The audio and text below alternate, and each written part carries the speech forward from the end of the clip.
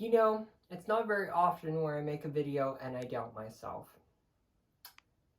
But this one might be a little bit of a stretch for me. Hey guys, welcome back to my channel. Okay, so today I'm inside. I have a boxwood here. I saw a picture on Instagram and it was from a pretty popular gardener, Garden Answer.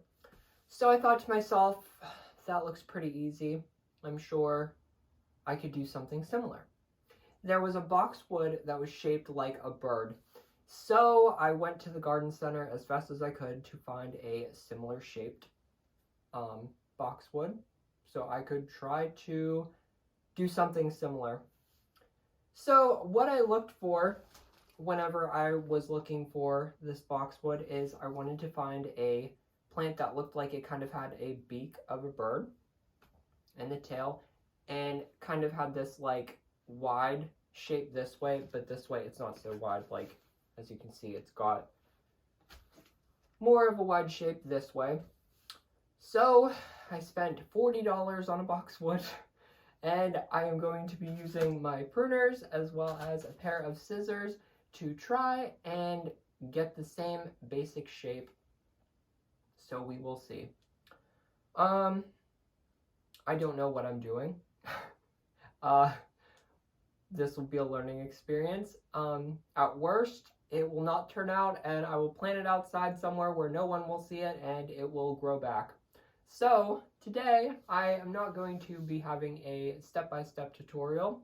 I'm going to put this onto a time lapse because I'm sure there's going to be lots of mistakes and lots of pauses, and we will see what the finished result is. Now, just to give you guys some information, this is called a green velvet boxwood. It says it's a dense evergreen boxwood, which is kind of what I looked for because I'm going to be carving out, like, especially in this section, I'm going to be carving out like a lot. So I wanted something that had green kind of like the whole way into the center, which it does. So we have a lot of playroom there. We shall see.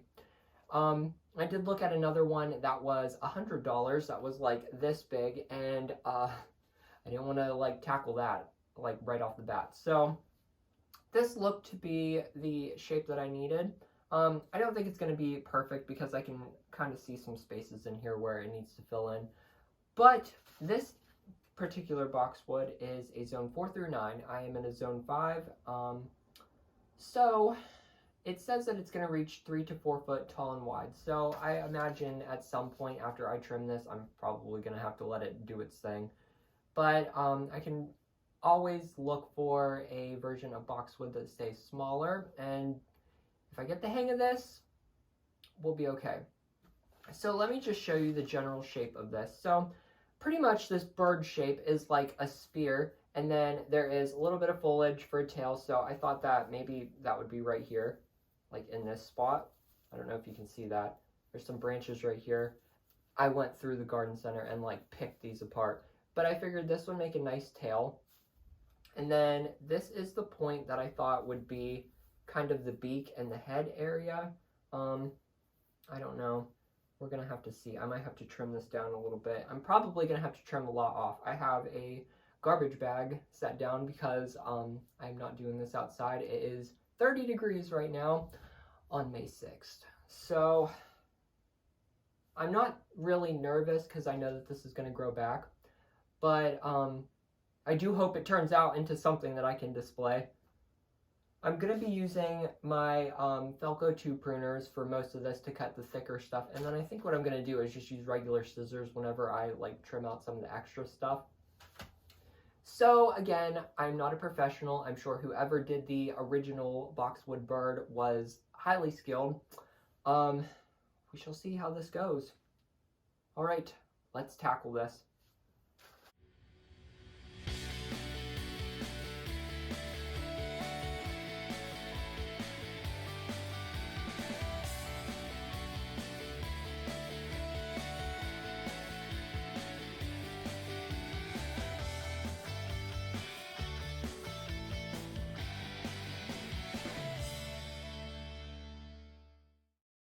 Well, I don't think it is a complete loss.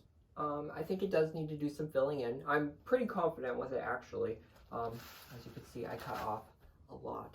So it is not as big as we started, so maybe keep that in mind if you want to do something, that you will get a lot smaller of a shrub.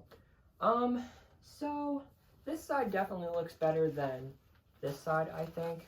But I think I pretty much have the general shape of this.